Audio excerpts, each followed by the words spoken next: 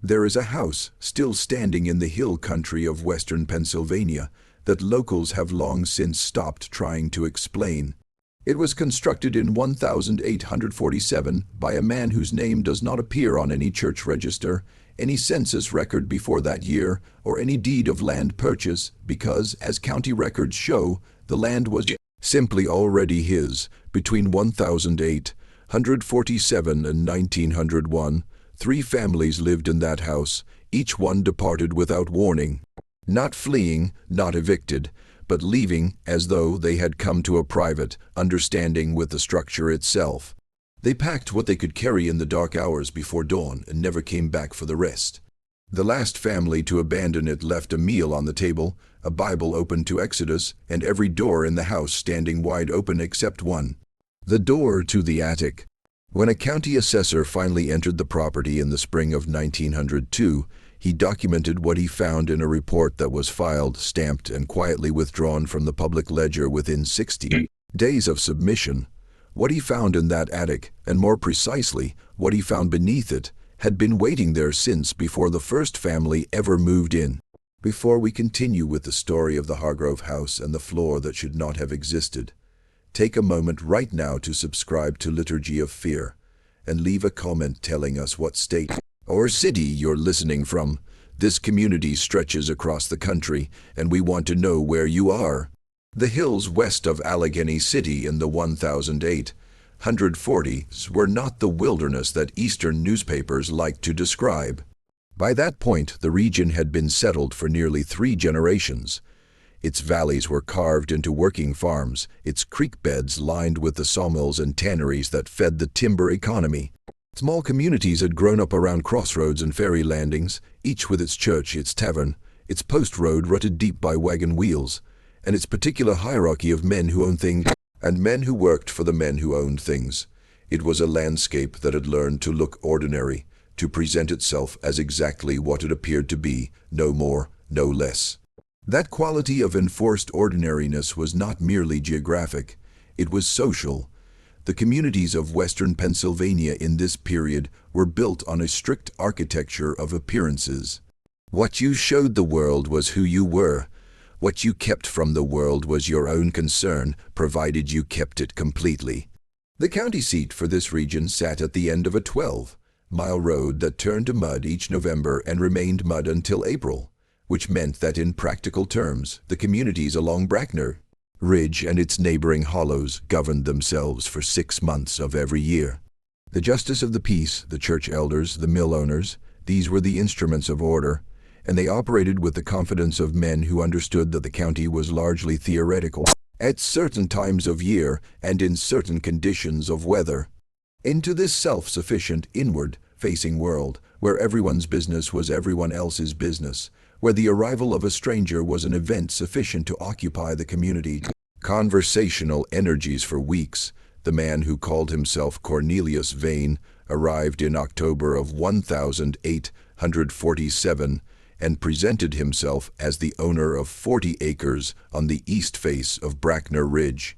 He was recorded by the pastor of the First Presbyterian Church of Claiborne Township, a Reverend Amos Seal, as a man of perhaps 50 years, spare in build, with gray, streaked hair worn longer than fashion, and an accent that the pastor described in his private journal as suggesting neither Pennsylvania nor any of the eastern states. Somewhere farther south, he thought, or perhaps a region entirely outside his experience. Vane carried a single trunk and arrived on foot from the direction of the Pittsburgh Road, though no one in Claiborne remembered seeing him pass through the town itself, which sat squarely on only road from Pittsburgh that reached this part of the Ridge country, and which had a tavern at its crossroads that was the natural stopping place for any traveler coming from that direction. He paid for 3 nights at the tavern boarding house in hard currency, silver $50 of a date that the boarding house keeper later told neighbors he had not seen in common circulation. And on the second day of his stay, he walked to the county clerk's office and produced documents establishing his ownership of the Brackner Ridge parcel. The documents were examined by the clerk on duty, a man named Hosea Crabtree, who had handled deed transfers in Claiborne Township for 19 years. Crabtree found them to be in apparent order.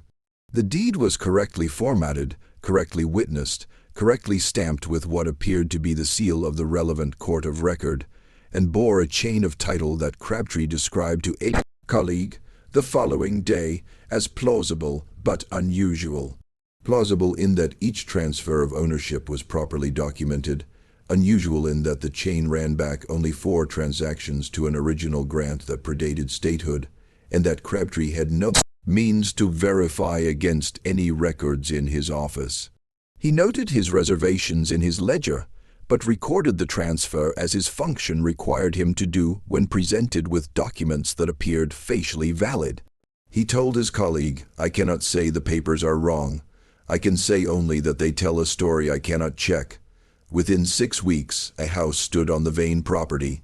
This fact alone should have generated considerable conversation, because 6 weeks was not sufficient time for a man working alone, or even with a capable hired crew, to construct a 2-story timber framed dwelling of the kind that materialized on Bracknell Ridge. Neighbors who passed on the lower road and took the short detour up the ridge track to observe the progress of construction reported hearing sounds of work at all hours, including well before dawn and long after dark, which in late October and November meant in temperatures that made outdoor work not merely uncomfortable, but actively dangerous. The sounds were those of carpentry hammer, saw, the rhythmic thud of a timber beetle driving pegs, not the sounds of a large crew, but of 1 or 2 workers at most, moving without apparent pause through the shortest days of the year. When Jeremiah Ott, a man who ran the nearest farm at the base of the ridge, rode up the track to introduce himself in the 3rd week of November, he found the house not only structurally complete, but furnished. Curtains in the windows, a kitchen garden already turned for winter, the soil banked over with straw in the manner of a careful farmer who expected to return to it in spring, firewood stacked to the eaves of a woodshed that also, somehow, was already built and roofed, and Cornelius Vane sitting on the porch in the November cold without a coat, reading something that he closed and set face down on the porch rail before Ott could see the cover. Vane received him with courtesy. He offered nothing to drink, though the season and the custom of the region would have suggested at minimum a cup of something warm. He answered questions about his past with answers that technically responded to what was asked without conveying anything of substance. He had come from a distance, had business interests in the region, had found the ridge parcel suitable to his purposes, intended to stay. He asked Ott nothing in return, which Ott noted was peculiar, because every man newly settled on a piece of land had practical questions about his neighbors, the nearest mill, the condition of roads in winter, the reliability of the creek in dry season. Vane asked none of these things, as if he already knew the answers, and bade him good afternoon after approximately 20 minutes with the manner of a man concluding a formal appointment rather than a neighborly call. Ott rode home with the unsettling conviction that he had been assessed rather than visited, and that Vane had wanted to see him, had perhaps been expecting him, and having seen what he came to see, was finished with the encounter. The house itself, as Ott described it to his wife that evening, and as others who later gained access to it confirmed, was a capable piece of construction. Solid, well-fitted, nothing ostentatious. 2 stories, 4 rooms on the ground floor including a kitchen with a substantial hearth, a steep staircase at the back of the main hall, and above it all, an attic that ran the full length of the building under a sharply pitched roof. The attic was accessed from a door at the top of the rear staircase and had 4 small windows, 2 at each gable end, which let in enough light on clear days to work by without a lamp. What distinguished the house from every other dwelling on Bracknell Ridge, and what those first observers did not yet have reason to examine carefully, was the flooring. The ground floor used wide chestnut planks, perhaps 18 inches across, the kind of first-growth timber that was becoming harder to find even in the 1840s, but was still available from the large mills in the region. The second floor used narrower oak boards, also typical for the period and region. But the attic floor was something else. Those who eventually got close enough to examine it described a close-fitted tongue and groove hardwood of a species no one in Claiborne Township could readily identify.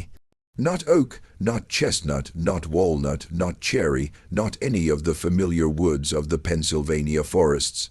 It was very pale, almost cream, colored when the light hit it, with a fine, nearly invisible grain, and it had been laid with a precision that the millwright Roland Petch, who came later, would describe as the finest example of finished carpentry he had seen in a domestic building anywhere in western Pennsylvania.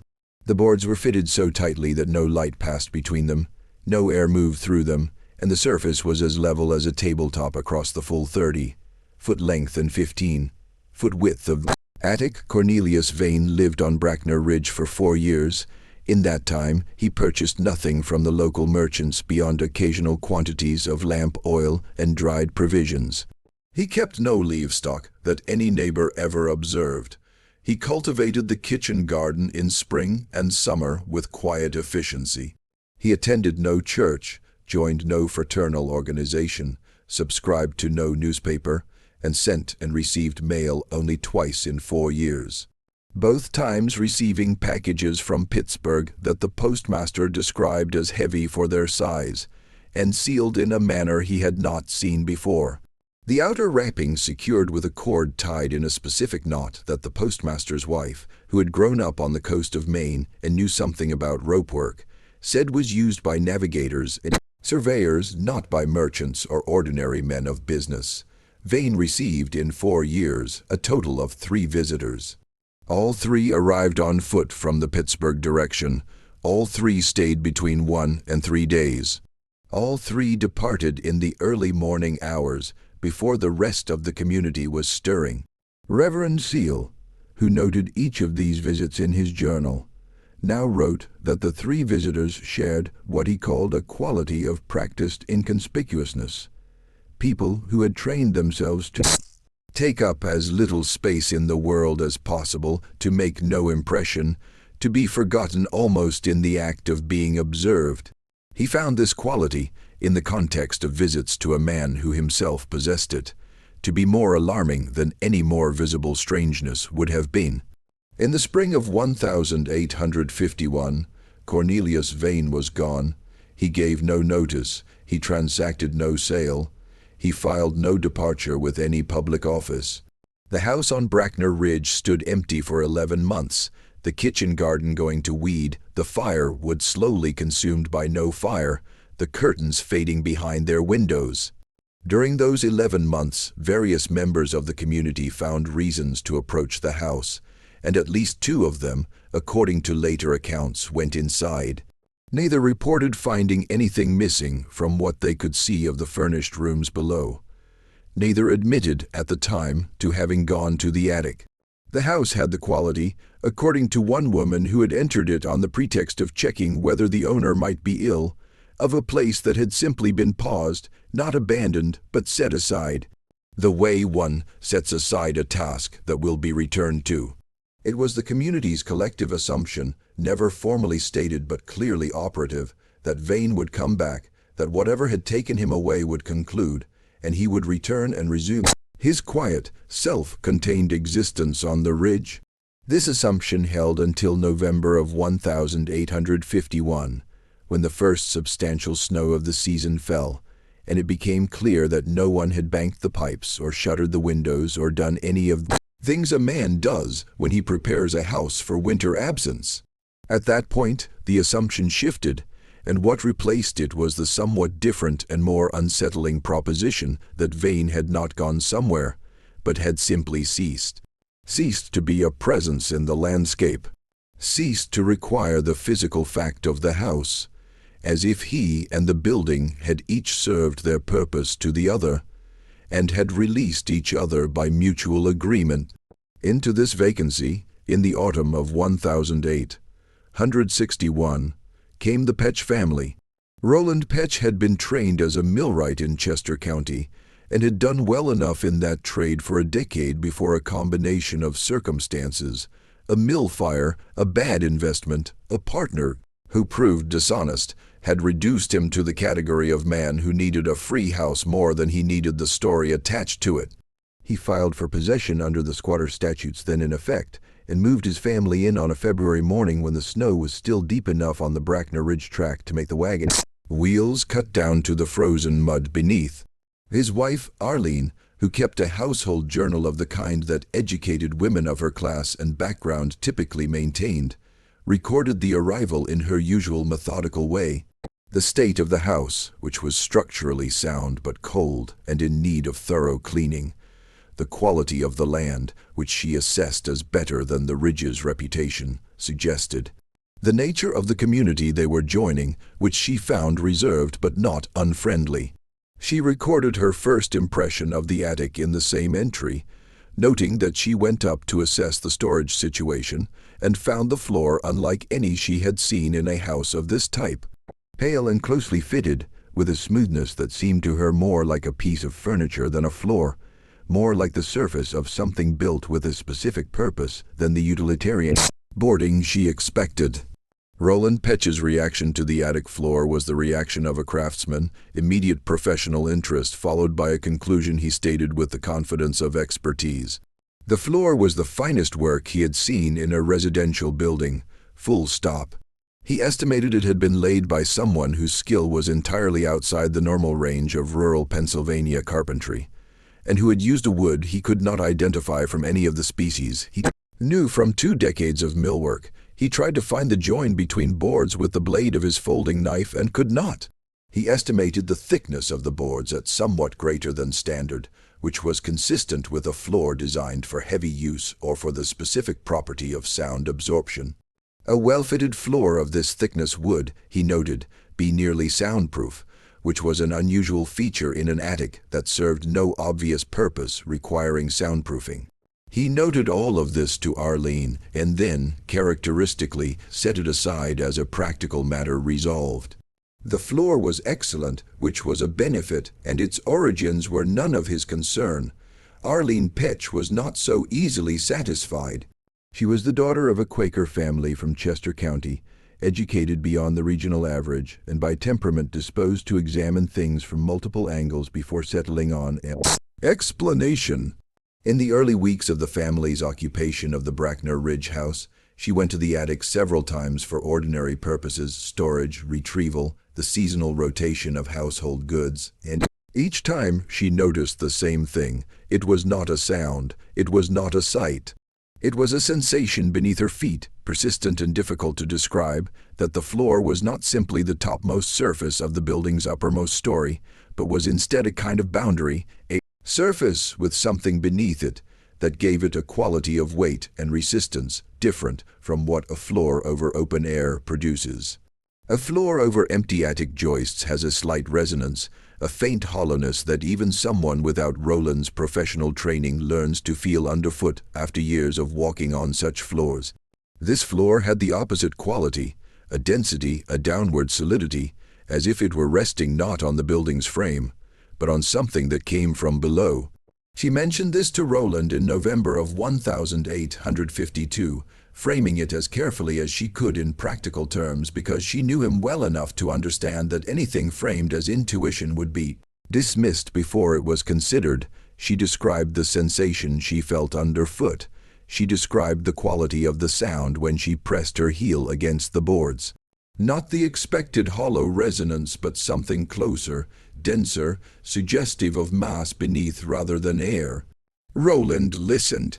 He went up with a lamp that evening, spent a methodical 40 minutes on the attic floor pressing and listening and knocking, and came down to tell her that the floor was solid, the boards well fitted, and that whatever she was feeling was almost certainly the timber settling in the cold, which produced sounds and sensations that could be misinterpreted.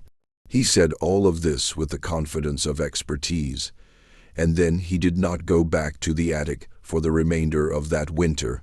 Not once. Arlene noted this in her journal without comment. She understood that the absence of comment was itself the comment. The months that followed produced a series of entries in Arlene's journal that circle back to the attic with a regularity she seems to find as puzzling as its object. She is not a woman given to obsession or anxiety. Her other journal entries from the same period are models of practical domesticity. The state of the garden, the cost of provisions, her daughter's progress with their studies, community events. Letters to and from family in Chester County. These entries are orderly and grounded. The entries that concern the attic have a different quality. Not frightened, not fanciful, but straining, as if she is trying to fit something she knows into a vocabulary that does not quite contain it. She writes in January of 1853, "I understand that Roland is right about the floor. I understand that the sounds and sensations I notice there have explanations that a man who knows would find obvious," and yet she leaves the sentence there. The next entry is 3 days later and concerns the price of salt pork. She returns to the attic in April of 1853, but this time with a specific purpose. She wants to measure the distance from the attic floor to the ceiling of the room below and compare it to the corresponding measurement taken from outside the building, the distance from the line to the window tops of the second-story rooms. She does not record what prompted this idea. She takes her measurements carefully and records them in her journal with the precision of someone who has learned to trust numbers over impressions. The external measurement gives her approximately 9 feet of attic space between the floor and the ridge beam. The internal measurement, taken by lowering a plumb line from a nail in the attic floor through the gap around the staircase opening to a point level with the second-story ceiling, gives her approximately 6 feet. She checks both measurements twice. They are consistent.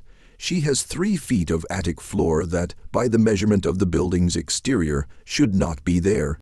She shows these measurements to Roland. He examines them, rechecks them himself, and offers an explanation. The attic floor has been built up on a substantial subfloor or sleeper system, which is unusual but not unheard of in buildings where the owner wanted an extremely solid, level attic surface. He says this with less confidence than his usual pronouncements. He goes up to the attic that afternoon with his measuring rod and spends more than an hour this time. When he comes down, he tells Arlene that the subfloor explanation does not account for the full discrepancy. There is, he tells her, approximately 18 inches that he cannot account for structurally space that, by the outside measurement of the building, exists but that the internal structure does not acknowledge. He tells her this. Then he is quiet for a long time. Then he says, "It is possible that the floor is not built up from inside the attic. It is possible that it was built down from something else." What he means by this, what Arlene understood him to mean based on the way she records this conversation, and the silence that followed it, is that the attic floor might not be the floor of the attic at all. It might be the ceiling of something else. Something that occupies the space between the attic's apparent floor and the actual structure of the building. Something that enters from below, rather than from above. Roland Petch, millwright, practical man, a person who had spent his professional life in the concrete world of board feet and load, bearing joists and the physics of wood under stress, sat at his kitchen table in the spring of 1853 and said to his wife in so many words, "I think the house was built around a room that was already there." The following August, he broke one of the boards. He had carried a heavy storage trunk up to the attic, and it slipped from his grip as he maneuvered it through the low attic door. The iron-bound corner struck the pale floor with force enough to split one board at the edge and lift it fractionally from its neighbor. The gap this produced was narrow, no more than an inch. He replaced the trunk over it immediately, but in the moment before he did, he had held the lamp down to the gap and seen what was below. Not the underside of a subfloor, not the darkness of a standard structural void, steps, stone steps descending. Cut from single pieces of stone, the treads worn slightly in the center in the way that stone wears under the passage of feet over long periods of time. The walls visible in that brief lamplight were cut stone as well, fitted without mortar in the manner of construction far older than anything a man building a house in western Pennsylvania in 1847 would normally employ. Roland Petch replaced the trunk over the cracked board, went downstairs, and told his wife to begin preparing for a move in the spring. He told her the board had cracked, and he had seen a structural void beneath it that needed addressing. He did not tell her what he had actually seen. He did not tell her why a structural void would require them to leave rather than repair. He told her nothing more about the attic for the remainder of their time in the house, which was not much time. They were gone by April of 1855, loading their wagon in the gray before dawn of a morning that Arlene described in the last full entry of her journal as cold and still and smelling of the previous autumn's leaves, as if winter had held them so long in that place that even the seasons were confused about when it was time to let things go.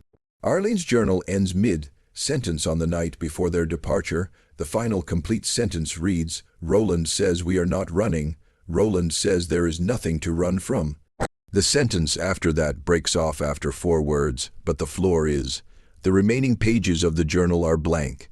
The house stood empty for 6 years.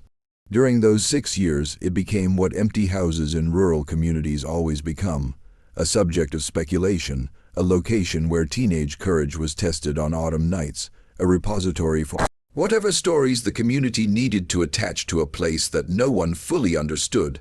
The stories that grew around the Bracknell Ridge house during this period were notable for their restraint. The people of Claiborne Township were not prone to elaborate ghost narratives. The relatively recent memory of the Petch family's departure, people who had lived in the house for 3 years and left abruptly without explanation, was too close and too concrete to require embellishment. What circulated in the community was more specific than ghost stories. There was something under the house. Cornelius Vane had put it there, or had found it there, or had built the house to keep people from asking about it. The Petch family had discovered what it was. And whatever it was sufficient to persuade a capable, practical man like Roland Petch to leave a sound, weatherproof, rent-free house rather than remain in it. It is worth pausing here to note something about the stories that did not attach themselves to the Bracknell Ridge house during these 6 years. There were no reports of lights, sounds, or apparitions associated with the empty building. No animals refused to approach it. No children told stories of figures seen in the windows. The house's reputation was not of the haunted kind, the kind generated by fear of the uncanny. It was of a different and in some ways more durable kind, the reputation of a place that was known to contain something specifically and concretely that people had decided was better not to investigate. The distinction matters. Haunted places invite the brave and the curious because the stories attached to them are understood to be stories. A certain kind of person is drawn to test that understanding.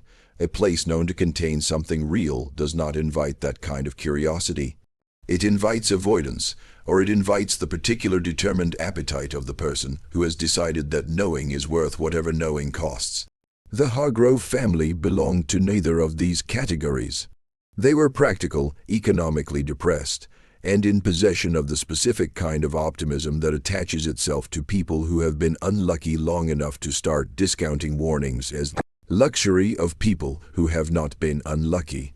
Silas Hargrove was a former blacksmith who had lost 2 fingers in his forge in the same accident and had been looking since then for the kind of stable, low-cost existence that would let him and his family regain some kind of footing. His wife, Constance, was a determined woman from a farming family in Ohio, who had married Silas when they were both young enough to believe that determination and hard work would suffice. Their son, Derry, was 14 when the family arrived at Bracknell Ridge in October of 1861, 1 month into the Civil War, old enough to understand that his father was a man reduced from what he had been, and young enough to believe that the reduction was reversible. They arrived on a clear October afternoon with the leaves at their peak and the ridge country showing itself at its most persuasive. The house was sound. The kitchen garden had gone to volunteer growth in the 6 empty years, but the soil was good. The woodshed had collapsed on one side, but was repairable. Silas walked through every room on the ground floor and the second story, tested the joists, examined the framing where it was visible, pressed his hand against the interior walls, and nodded at what he found. He went up to the attic and spent perhaps 10 minutes there before coming back down. He told Constance, "The floor up there is the finest work I've seen in a house of this class. I don't know what it is, but it's right. Whatever else is wrong with this place, somebody knew what they were doing with that floor." What Silas did not tell Constance, what he told no one for 9 years, was that he had, on that first day in the attic, noticed an irregularity. One board near the north wall was sitting proud of its neighbors by perhaps 1/4 of an inch. The irregularity was subtle enough that most people would not have noticed it. Even those who noticed it would likely have attributed it to seasonal movement in the wood. Silas noticed it because he had spent years working with metal. Metal teaches you to read tolerance the way carpenters read grain, to feel the difference between a surface that is flat and a surface that is almost flat but isn't, and to understand that difference between those two things is never accidental in precision work. He knelt down and pressed the proud board flat with the heel of his hand, applying gradual downward pressure. He felt it give, not spring back as a swelled board gives, but compress with a soft mechanical resistance and produce, when it reached the bottom of its travel, a faint but distinct click like engagement of a latch. A section of floor larger than the board he had pressed, a rectangle of perhaps 4 feet by 6 feet centered on the north wall, and including the board he had touched and 5 others around it, rose silently on concealed hinges, the whole section pivoting upward as a single unit, counterbalanced by some mechanism he could not immediately see, to reveal beneath it a stone staircase descending into darkness. The staircase was cut from single large stones. The walls framing it were cut and fitted stone, dry, laid without mortar, in a technique that Silas associated with construction older than anything he knew in western Pennsylvania. He stood at the top of the stairs for a long moment, breathing the air that rose from below, which was dry and faintly cool and carried the smell of stone and something else he could not identify, not decay, not must, but a kind of mineral stillness, as if the air below had been sealed in for a long time and had forgotten how to move. Then he went back downstairs, found a lamp, lit it and went back up. The chamber, at the bottom of the 12 stone steps, was 30 feet long, and perhaps 15 feet wide, running north to south beneath the full length of the attic above. The walls were cut stone, the same dry-laid technique as the staircase, fitted with a precision that spoke of either extraordinary skill or extraordinary time, or both. The floor was packed earth, compressed to the density of stone by what must have been decades or centuries of compression.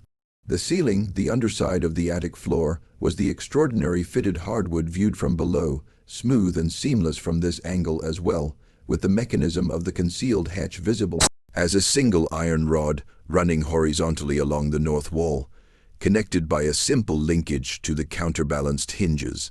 The mechanism was elegant in the way that very old, very well-made things are elegant. No excess, no decoration, each element performing its function with the minimum of material and the maximum of result. The chamber was not empty.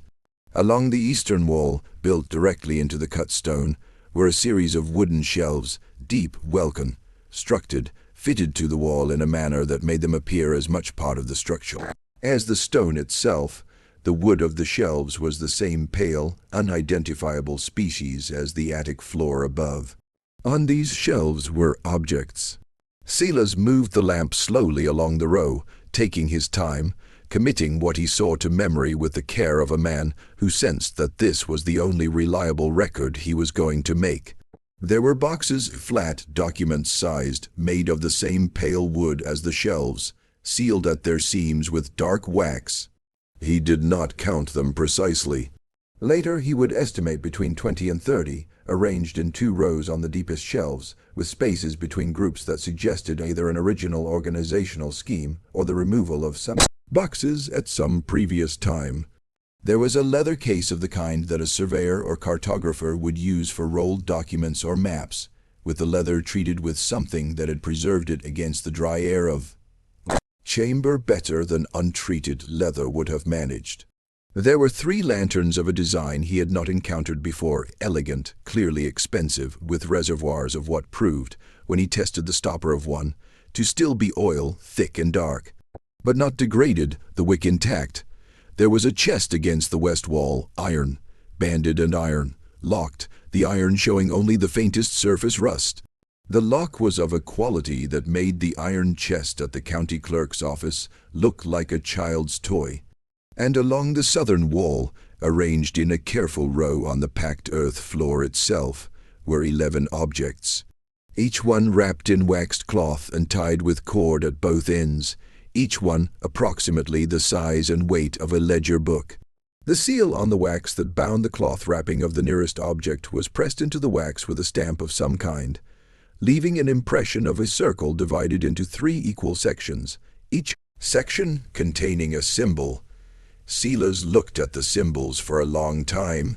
He did not recognize them as letters from any alphabet he knew, not English, not the German script of the Pennsylvania Dutch communities, not anything he could place. He thought about this. He thought about the dry, perfectly preserved air of the chamber, the lanterns still full of oil, the wax seals intact across all 11 objects and all the boxes on the shelves. He thought about the stone walls and the mechanism in the ceiling and the house built above it, built around it, built to cover it by a man who had arrived from nowhere with ownership papers that could not be verified and who had disappeared 4 years later as quietly as he had appeared. He thought about all of this, and he made the decision that would govern his relationship to the Bracknell Ridge house for the next 9 years. He would touch nothing, he would say nothing. He would go back upstairs, engage the mechanism, and live in the house as if the chamber did not exist. He told himself this was prudent. He told himself he was a man with a crippled hand, an ailing wife, and a son not yet old enough to be useful. Whatever was in that chamber was either dangerous or valuable or both. The intersection of those qualities with the circumstances of a man like himself was unlikely to produce any outcome he would want. He told himself in the language of the practical man he understood himself to be that he had found something that did not belong to him. The correct course of action was to leave it where it was. He told himself all of this, and it was true. It was all true. And he also knew, in the part of himself that was more honest than his reasoning, that what had stopped him from touching anything in that chamber was something simpler and more fundamental than calculation. It was the feeling, standing in the lamplight among the sealed boxes and the wrapped ledgers and the silent iron chest, that the objects in that room knew he was there. Not in any supernatural sense. Silas was not a man for supernatural senses, but in the sense that objects arranged with deliberate care in a preserved space carry the intention of the person who arranged them. That intention, in this case, communicated itself to him with perfect clarity. These things were placed here to wait. The person who placed them chose carefully who would wait with them. That person was not Silas Hargrove. He engaged the mechanism and went downstairs. He never told Constance. He never, in 9 years of living with it, stopped asking himself whether that was right. Constance died in the winter of 1868 of a fever that took hold and let go slow. In the weeks of her illness and the months after, the question of what she had not known about the attic of the house she had lived in for 7 years acquired a weight that Silas carried in addition to the ordinary weight of grief. He did not go back to the chamber. He did not tell anyone. He stayed. What kept him there? In a house he could have left at any time, in a community he owed nothing to, with a secret beneath his feet that had cost him his wife's full knowledge of her own home. What kept Silas Hargrove on Bracknell Ridge for 9 years after his discovery is a question his son put to him directly on the evening in 1870 when Silas finally spoke. Derry was 23, married to a woman named Lucette from a farming family in Westmoreland County, and beginning to understand that his father's health was failing and that the questions he did not ask now would not be answerable later. He put the question plainly, "Why did you stay?" Silas thought about this for a while and then said, "I stayed because leaving felt like trespassing, like I would be taking something with me that I hadn't been given." He paused and then said something that Derry recorded verbatim in his later letter to his cousin in Ohio. "The room is not finished with its business. I could feel that as clearly as I can feel cold. Whatever they put down there, whoever they were, it isn't done yet, and I'm not the one to interfere with it." Derry Hargrove listened to everything his father told him that evening. He asked his questions, received his answers, and then waited 3 days before going up to the attic himself. He did not tell Lucette where he was going. He found the mechanism on the first try because his father had described its location precisely.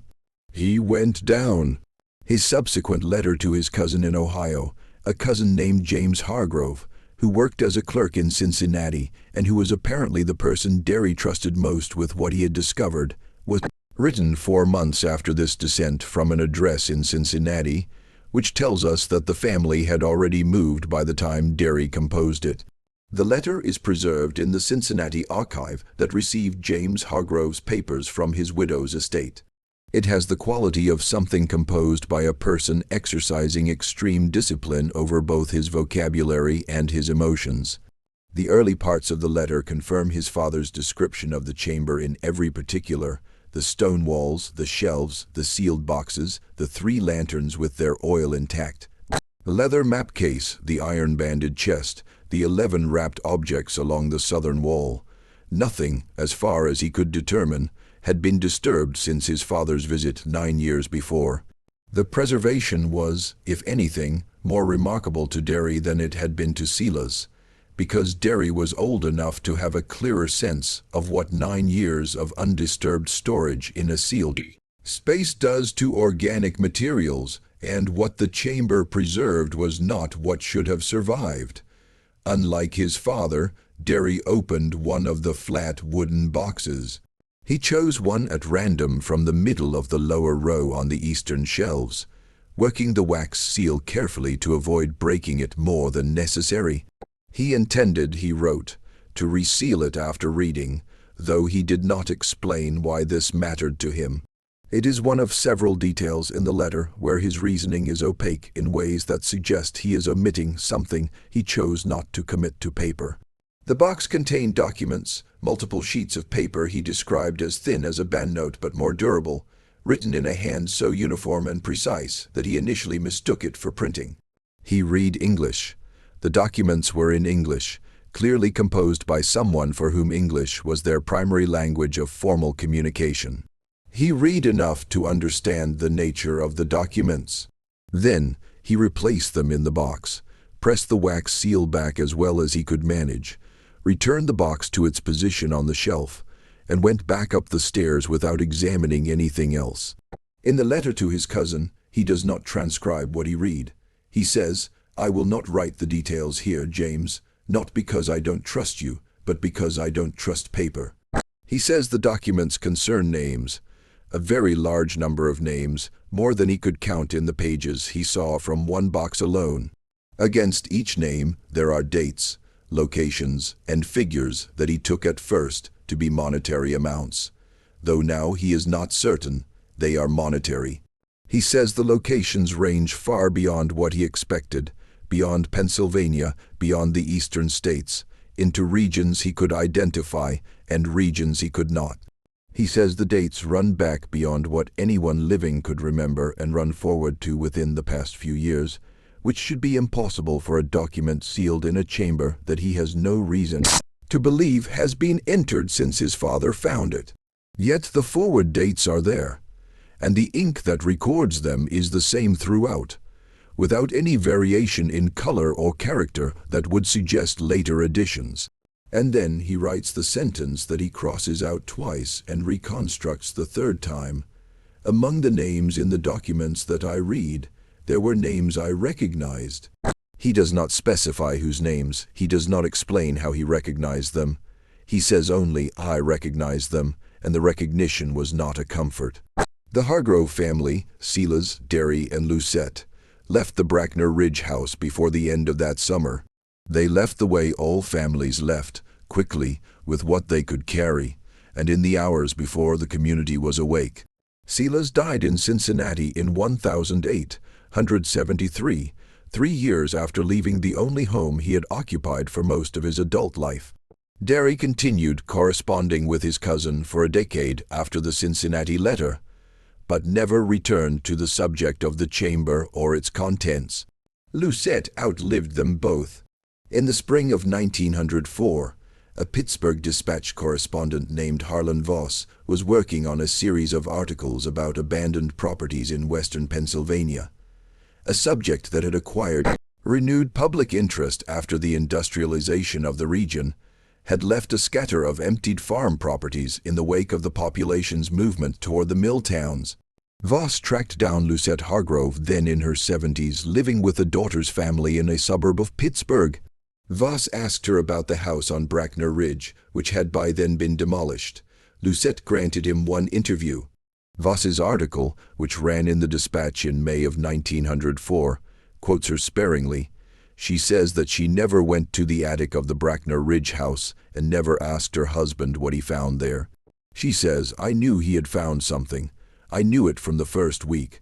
A woman knows when her husband is carrying something that isn't hers to share. I made my peace with not knowing." Voss notes in the published article that Mrs. Hargrove, when speaking of the house, appeared not frightened, but relieved, as if the question had been put to her in a form she could answer without saying anything real. Lucette died in 1907. No other member of the Hargrove family left any account of the Bracknell Ridge house. Now we arrive at the county assessor, and at the moment when the machinery of institutional management becomes briefly and imperfectly visible. His name was Ezekiel Morrow, and he had spent 20 years documenting properties for Allegheny County, with the methodical temperament of a man who believed that accurate records were the foundation of civil society, and that the production of accurate records was therefore a form of civic virtue. He had seen in those 20 years the full range of what people build, store, abandon, and conceal. He had developed a professional practice of treating what he found with the equanimity appropriate to his function. His job was to document, not to judge. He arrived at the Bracknell Ridge property in April of 1902, authorized by the county to assess the estate of the property's most recent registered owner, who had died without heirs, and to determine its disposition. He entered the house and conducted his examination floor by floor, room by room, with the thoroughness his professional reputation required. He reached the attic in the afternoon of his second day. He found the mechanism on his first careful examination of the floor. It took him longer than it had taken Silas Hargrove, because he was approaching an unfamiliar surface without prior knowledge. But the proud board near the north wall was visible to a careful observer, and Morrow was a careful observer. He triggered the mechanism, he went downstairs for a lamp, he descended. His written report, filed with the county clerk's office on April 29, 1902, ran to 31 pages. This was extraordinary. A routine property assessment in Allegheny County in this period ran to 4 or 5 pages. The additional 26 pages of Morrow's report accounted for the chamber, its contents, their condition, and his professional observations about the construction of both the chamber and the concealment mechanism above it. He was specific. He inventoried the objects on the shelves and the floor in the same detail, and with the same calm professional language he would have used to inventory any property. He noted the condition of each category of object. He noted his assessment of the chamber's construction date, which he placed significantly earlier than the house above it. He estimated the chamber was at least a century older than the 1847 house, based on the stonework techniques and the degree of compaction of the earthen floor. He noted the seal on the wax of the 11 cloth-wrapped objects and described it in terms precise enough to constitute a useful identification. A circle of approximately 1 inch in diameter divided into 3 equal sectors by lines running from the circumference to the center, each sector containing a single symbol that he reproduced by hand, drawing in the margin of his report. He noted that he had seen this seal before in a different context, and that recognition was part of what he considered his professional obligation to report. He filed the report. He received the standard receipt. He went home to his house in Allegheny City and sat at his writing desk and composed a letter to his brother-in-law in Philadelphia, a man named Theodore Dunning, who worked in the law and who was, as far as Morrow was concerned, the most reliable person he could think of to trust with what he had seen. In the letter, which Morrow evidently wrote the same evening he returned from the property, he describes the chamber and its contents in summary, not the full inventory of the report, but enough to convey the nature and significance of the discovery, he describes the seal. He describes his prior encounter with the seal, which he is careful to frame in terms that acknowledge it without specifying the context. He had seen it on a document that had come through his office in an official capacity 7 years prior, in connection with a matter that had been referred upward for resolution, and that he had subsequently not been asked to follow up on. He had noted the seal at the time and had not found a match for it in any reference he consulted. Seeing it again in the chamber beneath the Bracknell Ridge house, he wrote, confirmed for him that what he had found was not an isolated historical curiosity, but was connected to something ongoing, something that had people, and that those people moved documents and property, and presumably information in patterns that were not visible to the normal instruments of county governance. He told Dunning that he had reported everything in his official document and that he expected the matter to be referred to appropriate authorities. He was writing this letter because he wanted someone outside the county government to know what he had found before any referral took place. He did not say that he was worried about the referral. He did not need to. Morrow's report was stamped received on April 29, 1902. It remained in the active file of the county clerk's office for 62 days. On June 30, 1902, it was removed from the active file and placed in a category designated in the clerk's internal system as pending resolution. Over the following 12 years, it was transferred twice between offices and ultimately appears in an inventory of materials transferred to the State Archive in Harrisburg in 1914. When researchers sought it in the 1940s, the 1960s, and again in 2003, the most recent search, conducted by a historian of Allegheny County land records who had encountered a reference to the report in a secondary source and requested it by its original reference number, it was not present in the archive. The archive's response to the 2003 request stated that no record matching the reference number had been received from any transferring office.